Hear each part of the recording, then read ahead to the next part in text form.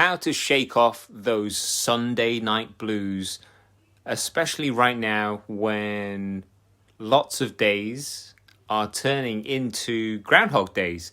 They all feel like the same thing, and week after week is turning into a hodgepodge of days that feel all the same, and it's time to do something about it.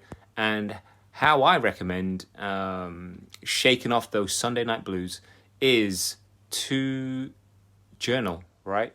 At the end of the week, Sunday for me is the end of the week, okay? We've had a good week of working hard, and then you're looking at the prospect of Monday coming around again, and there can be blues there. There can be that feeling, oh God, not another week. But it doesn't have to be like that.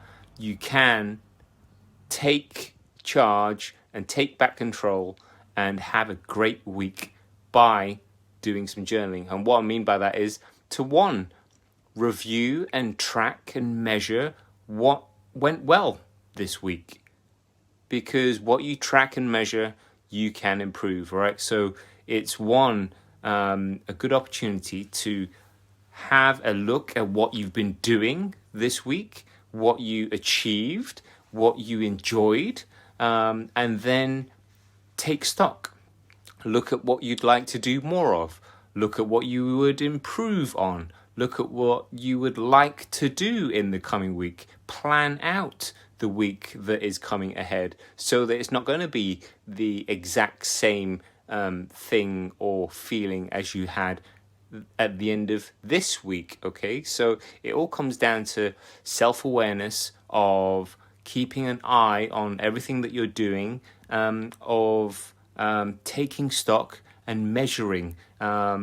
If needs be, it's turning things into a bit of a game and seeing how many points you can score with yourself. In terms of the way I coach our clients is to get them to score themselves in key areas of their life, or get them to score themselves in terms of their habits and stuff, habits that they have devised that are then going to accumulate over time to help them have a great day, and so that they can feel like they're improving week on week, day on day, as opposed to having weeks, months and years all feel like they're Groundhog Day, like you're never getting anywhere, like you're banging your head against a brick wall and things just feel the same all the time. So in terms of the journaling, in terms of the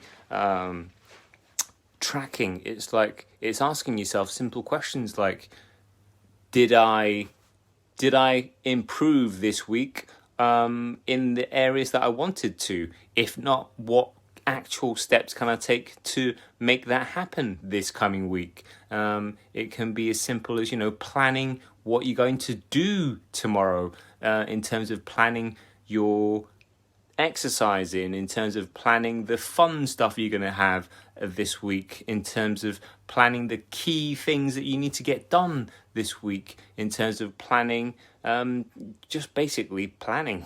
Like, planning is often overlooked. A lot of people don't plan because they use the excuse that, I haven't got time to plan, I just need to get on with it, right? Whereas if you actually sit down and take those 5, 10, however long it takes to plan, it actually saves you time over the week, month, year, because you know exactly what you're doing. You then stick to your own plan, and you find that you get so much more done, so much more in, you have more energy. And as long as what you set yourself lights a fire up your ass in terms of things that are important to you, then you'll find that you will do those things that you actually plan. Whereas if you just plan stuff in that doesn't mean anything to you, then it's not going to motivate you.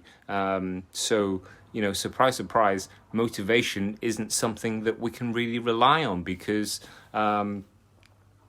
it's fleeting. It's a feeling, it's an emotion that conjures up, that comes and goes, whereas diligence and perseverance and having the attitude that you can do something despite not potentially feeling like it is going to serve you in much better stead.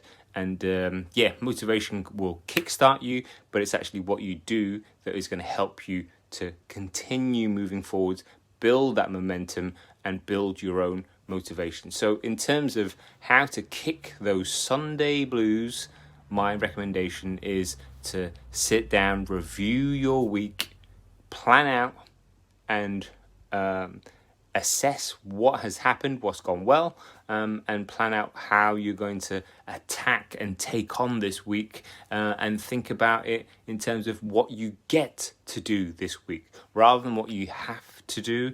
Think about what you get to do in the next 7 days, so that next Sunday, when you're looking back over the week, you can think, yeah, good work, I moved the needle, as opposed to regretting that another 7 days has gone and nothing's really changed.